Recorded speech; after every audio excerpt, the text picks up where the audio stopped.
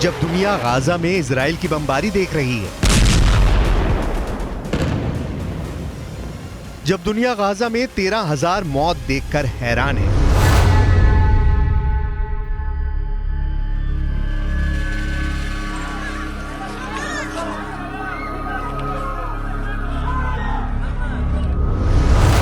जब अमेरिका के समुद्री बेड़े इजराइल को बचाने के लिए भूमध्य सागर में डेरा डाले हुए हैं, पश्चिम एशिया में जंग के नए नए फ्रंट खुलने लगे हैं, हालात ऐसे हैं कि दुनिया को परमाणु हमले से लेकर वर्ल्ड वॉर शुरू होने का डर सता रहा है।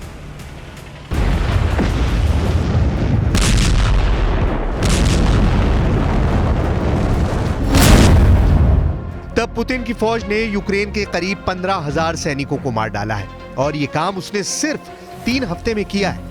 यानी हर हफ्ते पुतिन यूक्रेन के 5,000 सैनिकों को मौत के घाट उतार रहे हैं।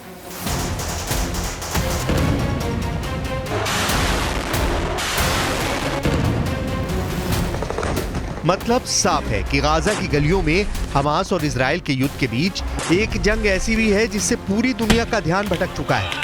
लेकिन यूक्रेन में रूस जो कहर बरसा रहा है, उसको रोकने वाला ना अब अमेरिका बचा है ना ही नेटो। यूक्रेन में इस वक्त तबाही इस पैमाने पर हो रही है कि ज़ेलेंस्की के पैरों तले जमीन कब खिसकेगी उनको भी नहीं मालूम। Все попытки ВСУ провести десантную операцию на Херсонском направлении не увенчались успехом. Благодаря упреждающим и профессиональным действиям наших военнослужащих, части морской пехоты и сил специальных операций украинских войск несут колоссальные потери. Всего с начала месяца противник потерял свыше 13 700 человек, порядка 1800 единиц. पुतिन का तूफान हमास के हमले के बाद खामोश हो जाएगा, ऐसा बाइडेन सोच रहे थे, लेकिन रूस ने मौके पर चौका लगा दिया है। पश्चिम एशिया में युद्ध वाली आपदा को पुतिन ने बहुत बड़े अवसर के रूप में लिया और अब ज़ेलेंस्की की सेना चारों खाने चित नजर आ रही है।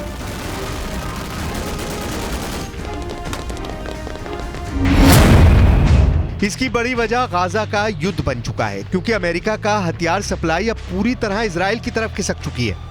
जो हथियार अमेरिका यूक्रेन भेजता रहा है, यानी तोप, गोले, बम, बारूद, सब कुछ अब इजराइल की तरफ जा रहा है। इजराइल इस वक्त गाजा पर 24 घंटे बमबारी कर रहा है और उसके हथियार खत्म हो रहे हैं। यही वजह है कि इजराइल को फंसा देखकर अमेरिका ने अपने हथियार गोदाम इजराइल के लिए खोल दिए हैं। यही वजह है कि यूक्रेन युद्ध को चलाने वाली अमेरिका की मशीन ठप पड़ चुकी है या फिर इजराइल के लिए गोले बारूद का उत्पादन कर रही है।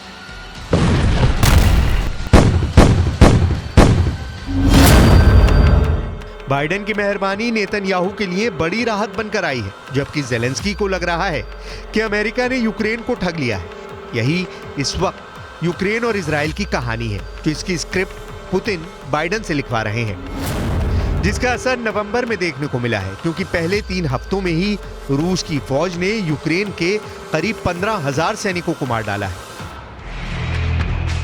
यानी हर हफ्ते पुतिन यूक्रेन के 5,000 सैनिकों को मौत के घाट उतार रहे हैं। अब दीविका से लेकर खेरसान के फ्रंट पर पुतिन की फोर्स लगातार हमले कर रही है और जो ज़ेलेंस्की काउंटर अटैक वाली तैयारी लेकर बैठे थे, वो गाजा के युद्ध में पूरी तरह डूब चुकी है।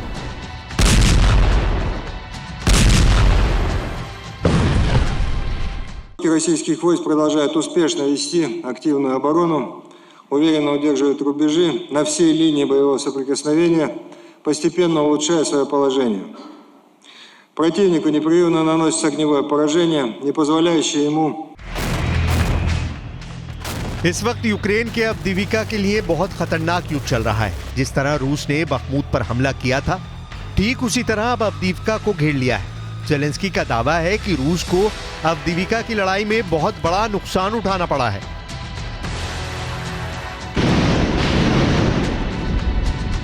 Росія вже втрачає під Авдіївкою і солдатів, і техніку швидше та масштабніше, ніж, зокрема, під Бахмутом. Витримувати цей їхній натиск надзвичайно складно. І кожен наш воїн, який тримає позиції, кожен наш воїн, який виконує бойові завдання, саме там заслуговує на надзвичайну нашу вдячність. ज़ेलेंस्की और उनकी फौज के दावे हमेशा हैरान करते आए हैं। यूक्रेन का ताजा दावा यह है कि युद्ध में रूस के 3,20,000 सैनिक मारे जा चुके हैं। हालांकि खुद बाइडेन ने इन आंकड़ों को कभी गंभीरता से नहीं लिया। यूक्रेन का दूसरा दावा यह है कि रूस के 5,500 टैंक तबाह किए जा चुके हैं, यानी पुतिन की 70% टैंक पावर खत्म हो चुकी है। यूक्रेन का दावा है कि रूस की 10,000 बख्तरबंद गाड़ियां तबाह की जा चुकी हैं, यानी पुतिन का 80% नुकसान हो चुका है।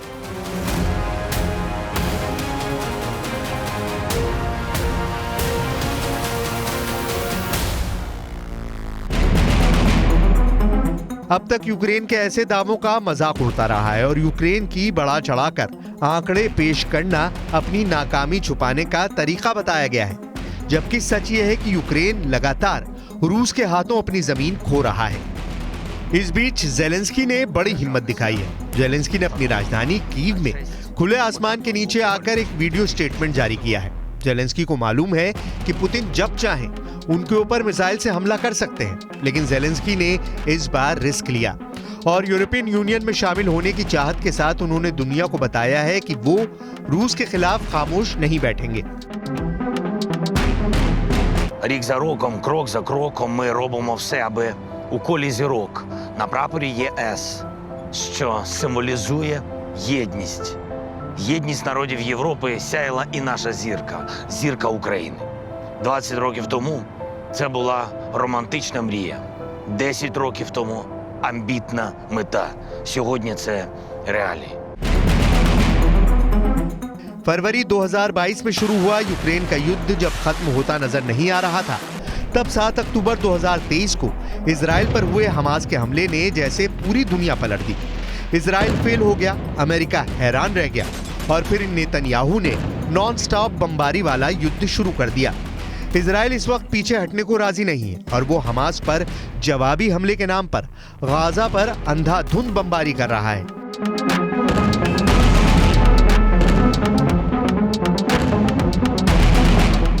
ऐसी ही तस्वीरों में दुनिया यूक्रेन युद्ध को जैसे भूल गई है और इस तरह से पुतिन ने भी पूरी नेटो को भटका दिया है।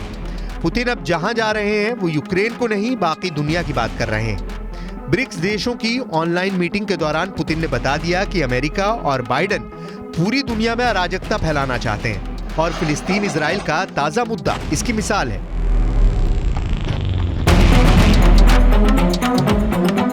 Изгнание мирного населения и разразившаяся гуманитарная катастрофа вызывают глубочайшую обеспокоенность.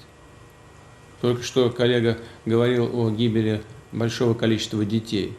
Это ужасно, но когда смотришь, как делают операции без наркоза детям, это вызывает, конечно, особые чувства. Все эти события, по сути, являются прямым следствием стремления Соединенных Штатов монополизировать посреднические। युद्ध को लेकर पूरी दुनिया में अंगारे देखने को मिल रहे हैं। सिर्फ गाजा और यूक्रेन ही नहीं, ये दक्षिण चीन सागर है और यहाँ पर अमेरिका और फिलीपींस की वायुसेना वॉर एक्सरसाइज कर रही है।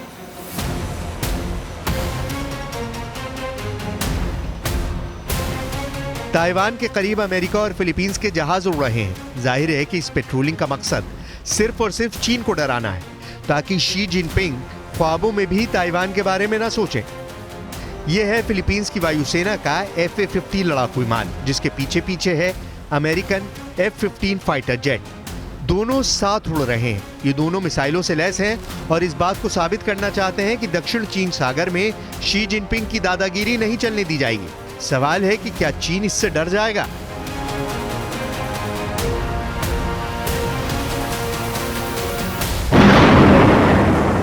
कुल मिलाकर युद्ध के शोले दुनिया के हर कोने में भड़के हुए हैं। यूक्रेन के बाद गाजा में चिंगारी बहुत बड़ी आग बनकर अपने अपने इलाकों को जला रही है। अब फिक्र की बात है कि क्या बाकी दुनिया इससे बची रहेगी।